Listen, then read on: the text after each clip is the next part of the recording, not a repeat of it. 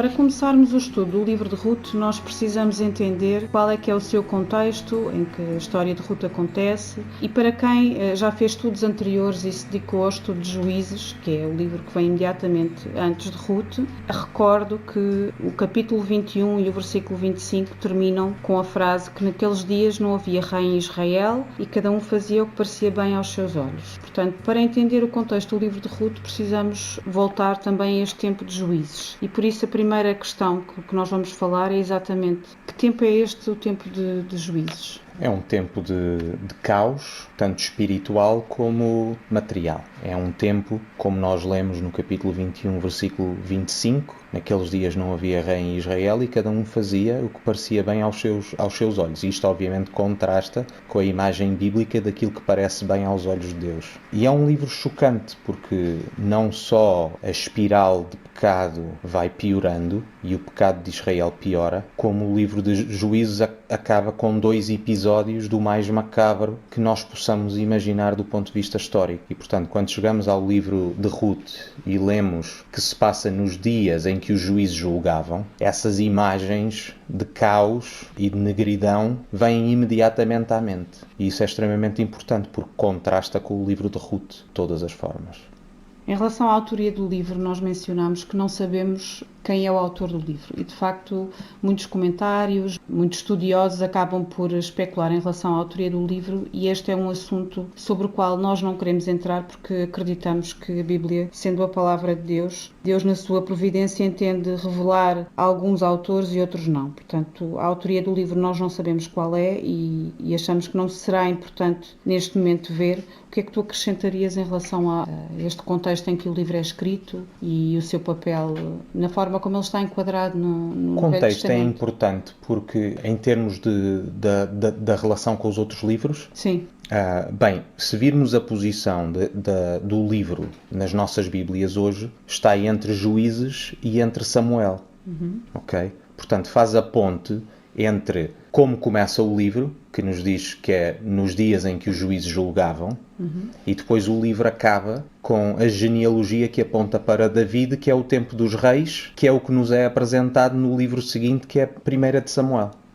Okay? E, portanto, é um livro que faz a ponte e que nos explica a transição entre um tempo e outro. E, portanto, essa posição é muito importante porque é o livro a fazer essa transição e é o livro, não é só o facto de que ele está nas nossas Bíblias nessa posição, é o livro que se coloca nessa mesma posição. E, portanto, nós podemos entendê-lo nesse contexto histórico. Neste contexto, ele é considerado um livro histórico, certo? Na outra ordem da Bíblia hebraica, ele é considerado um livro de sabedoria. Queres fazer essa diferença? É importante mencionar que a ordem dos livros sempre foi fluida. Nunca houve várias ordens, ok? Mas a que ainda é hoje usada pelos judeus, que foi provavelmente a ordem que era seguida na altura em que o Senhor Jesus viveu. Ruth aparecia a seguir ao livro de Provérbios, porque Ruth era entendido como um livro de sabedoria. E porque ainda por cima faz a menção, tem uma expressão que só aparece em toda a Bíblia, 2 vezes em Provérbios e 1 vez em Ruth. E faz uma ligação que é muito explícita, porque se ainda por cima não é uma expressão que não aparece em mais lado nenhum das Escrituras, chama imediatamente a atenção a essa particularidade. E para nós ela é muito interessante, porque penso eu que no nosso imaginário, pelo menos nos nossos círculos, o hino da mulher virtuosa com que o livro de Provérbios termina, esta expressão mulher virtuosa só aparece 2 vezes em Provérbios e aparece em Ruth a referir-se a Ruth e, portanto, tem este lado sapiencial, que é Ruth, é o exemplo, a ilustração prática da mulher que está a ser falada em Provérbios 31. E, portanto, é muito interessante estas 2 posições, porque elas também nos indicam 2 facetas da interpretação do livro. Por um lado, temos, na ordem judaica, o facto de que Ruth, e se quisermos acrescentar aqui também Boaz, porque ele é falado exatamente com a mesma expressão, mas como homem virtuoso, e portanto é-nos apresentado como Ruth, como aquilo que é o exemplo do que é ser uma mulher aos olhos de Deus. Mas temos também depois a outra ordem, que é aquilo que nós podemos chamar uma perspectiva mais histórico-redentora, porque nos apresenta a forma como Deus, no meio do caos do tempo dos juízes, estava a ser fiel às suas promessas e ao cumprimento das suas suas promessas, que a sua fidelidade não estava dependente da infidelidade em que o povo vivia. E, portanto, quando o livro termina com David, que nós não podemos esquecer que é a representação do rei em Israel. E, portanto, ela é extremamente simbólica de um lado e do outro. E, portanto, do ponto de vista da interpretação, não só podemos tirar lições para a nossa vida de como um homem e uma mulher virtuosa se devem comportar, mas temos também e principalmente o facto de que este livro é muito importante para o plano de salvação de Deus, porque no meio do caos do tempo dos juízes, Deus continuava fiel com o seu povo e às suas promessas, porque Deus não muda. Voltando a Ruth é uma personagem improvável, porque Deus é fiel às promessas do seu povo, nesta altura entendida assim, mas Ruth não fazia parte do povo. A história começa com uma família que fazia parte do povo, que se ausenta da terra para a qual Deus os enviou e onde eles habitavam. Mais à frente nós vamos ver o contexto pelo qual eles saem desta terra, e Ruth entra neste cenário como uma personagem altamente improvável. Como é que nós podemos definir aqui Ruth no início desta história? Ruth é um toque de ironia, faz parte do humor de Deus, que no meio da infidelidade do seu povo, usa alguém que é exatamente o oposto daquilo que alguém poderia esperar. Em primeiro lugar, porque ela era mulher. E, portanto, no contexto histórico, ninguém vai esperar que seja através de uma mulher que Deus vai cumprir os seus propósitos. E, por outro lado, ela é uma mulher gentia e ainda por cima moabita. Atenção que os moabitas não eram sequer aceites dentro do povo de Deus. Não podiam sequer ir ao templo, porque eram proibidos, porque rejeitaram o povo de Israel quando eles estavam a vir para a terra prometida e pediram para passar no meio da sua terra, e os moabitas não permitiram. Portanto, era um povo amaldiçoado. Portanto, Deus usa uma mulher de um povo amaldiçoado para trazer salvação ao seu povo, o que é obviamente uma grande ironia dentro do contexto bíblico, e é por isso que ficou tanto no imaginário israelita e judaico que quando nós chegamos a Mateus, uma das poucas mulheres que é citada na genealogia de Jesus é exatamente Ruth, porque essa ironia passou a fazer parte do imaginário do povo. Então, nesta história de Ruth começa com Ruth e a sua sogra, Noemi. E se pudéssemos colocar em destaque, temos 3 grandes personagens principais, que é Ruth, Noemi e Boaz. É interessante porque, não sei se confere com todas as ideias que existem, mas a ideia que eu pessoalmente tenho em relação ao livro de Ruth é que é um livro que, só tendo 4 capítulos, estando ali alguns no início do Velho Testamento, é sempre tido como um livro assim, não direi negligenciado, mas como um livro até feminino, por causa do destaque que é dado a Ruth e à sua integridade. Mas de facto não há livros para homens nem para mulheres na Bíblia. A Bíblia é um livro para ser lido por qualquer pessoa, crianças inclusive, e o interessante aqui é que Boaz tem sempre muito pouco destaque, mas Boaz acaba por ser, tal como tu disseste, quando é usado um dos adjetivos para descrever o caráter de Boaz, a origem da palavra é a mesma que é usada para Ruth em relação à sua integridade. Portanto, se nós tivermos que definir Boaz aqui no meio desta história toda, como é que nós nos situamos? É o homem virtuoso, é o exemplo, é interessante porque Deus usa, neste caso específico, apesar da infidelidade do seu povo, Deus usa um homem e uma mulher virtuosa para cumprir os seus planos. E vamos ver mais à frente, conforme fomos seguindo no estudo, que Boaz comporta-se como um tipo de Jesus. Ele vai comportar-se em muitas formas, da forma como Jesus se vai comportar em relação à sua igreja. E, portanto, obviamente que Boaz é uma figura central na história, porque ele representa a salvação de Deus enquanto Redentor. E, portanto, ele não é uma personagem secundária. Ele, juntamente com Ruth, assumem um papel fulcral no cumprimento dos planos de Deus. Se tivesse de definir Noemi, ela está com muito poucas certezas em relação a tudo, mas a única certeza que ela tem é que a vida não lhe está a correr bem e que, em parte, isso pode ser um castigo de Deus em relação ao comportamento que ela e o seu marido tiveram, que mais à frente vamos ver isso em pormenor. Ela, que fazia parte do povo, é a pessoa que, neste contexto todo, inclusive é com a sua nora, tem o comportamento mais inacreditável numa fase inicial e acaba por ser a personagem que tem o comportamento mais contrastante durante toda a história história no início e no fim. Portanto, que no final do livro é referido, não é? O filho que vem a nascer de Ruth e de Boaz vem a ser referido como um filho para Noemi. Ela no final é abençoada de uma maneira muito além de como se comportou. Como é que nós definiríamos Noemi aqui? Noemi é uma mulher perdida que é dominada pelas suas circunstâncias. E eu julgo que, se formos honestos, eu julgo que nós nos podemos identificar com ela. E podemos identificar com ela exatamente pelo facto de que em nós próprios nós somos Noemi. Noemi é uma mulher perdida, que é dominada pelas suas circunstâncias, mas que ainda assim Deus é gracioso com ela, e mesmo no meio do facto de que ela nunca percebe o que Deus está a fazer, o facto é que Deus a alcança e a salva, não pelo seu mérito, porque ela está completamente perdida, mas pela graça de Deus. E essa é uma representação extraordinária, porque penso que nos podemos identificar tanto com ela, porque nós temos tanta tendência no meio das nossas circunstâncias e dificuldades da vida, de porque não compreendemos o que Deus está a fazer, de certa forma perguntamos os porquês e falta-nos confiança, mas também mostra, mais uma vez, que a segurança de Noemi não está nela própria, que é, mesmo quando ela não acredita e mesmo quando ela está alienada daquilo que Deus faz, Deus continua com ela. E, portanto, é uma ilustração da forma como Deus realmente salva o seu povo, porque ela está perdida.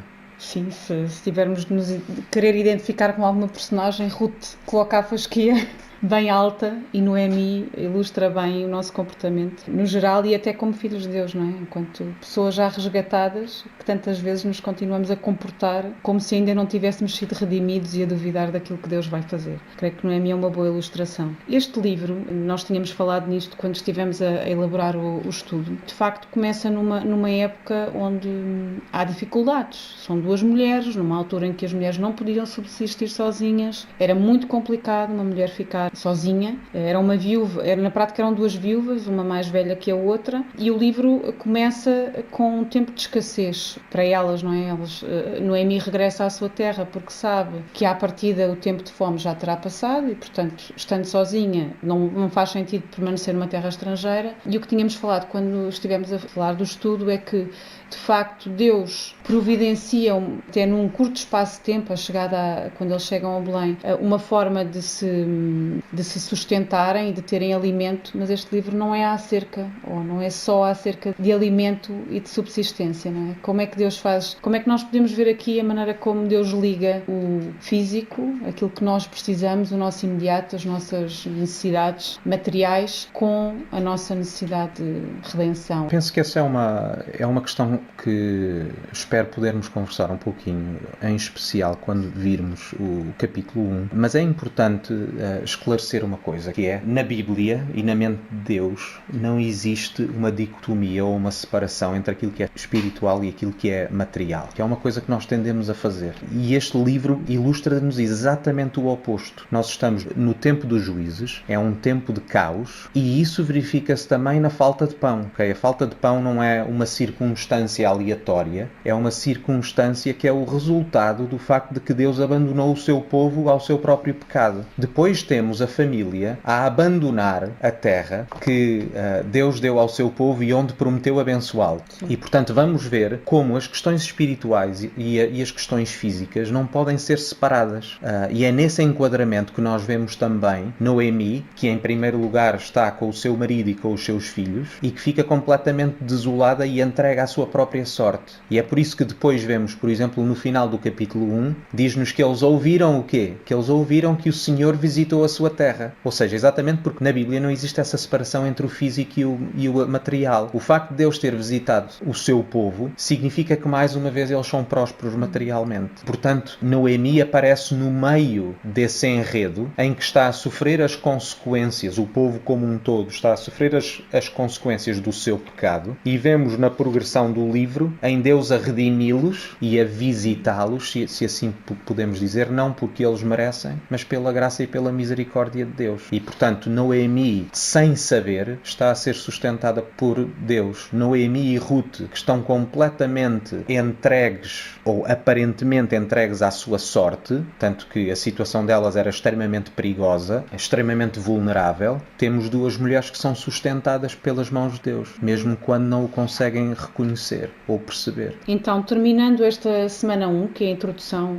do contexto do livro de Ruth, a última questão desta semana é precisamente quais são os temas centrais deste livro. O que é que nós devemos reter agora que vamos ler o livro várias vezes durante o estudo? Recomendamos que a cada semana, além de nos dedicarmos a cada secção do texto que é proposta, sugerimos que seja sempre lido o livro completo de Ruth. São 4 capítulos e importa reter quais são os temas principais ao estarmos a ler o livro de Ruth. Bem, em primeiro lugar e acima de tudo, se é que podemos resumir numa palavra, temos que dizer redenção. Que é uma palavra que é muito repetida, em especial ela começa a explodir no capítulo 2. Deus é fiel no meio da infidelidade do seu povo, que as suas promessas são verdadeiras, que Deus não se esquece do seu povo e mesmo quando as circunstâncias parecem ser completamente opostas àquilo que Deus prometeu, Deus continua fiel porque Ele não pode negar-se a si mesmo. É o que Ele é. E, portanto, essa é a principal, é que Deus continua a cumprir as suas promessas e o seu plano de salvação e redenção para o seu povo. Agora, note-se isto, porque a palavra redenção aponta para um significado de que alguém precisa que algum outro faça alguma coisa por si. E neste caso, o povo, que está completamente entregue ao seu próprio pecado e à sua própria desobediência, precisa de um Deus que faça por eles o que eles não conseguem fazer por eles mesmos. E é exatamente o que Deus está a fazer.